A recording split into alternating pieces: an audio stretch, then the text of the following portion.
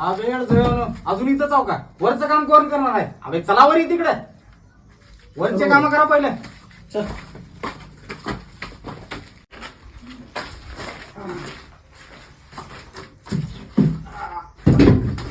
झाले 5 वाजले. चल.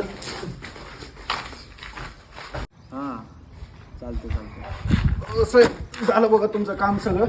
ते आमच्या हाजरी करून टाका लगेच. ही काम कोण करणार आहे? वरलं झालं म्हणजे झालं का? करा लवकर ही काम.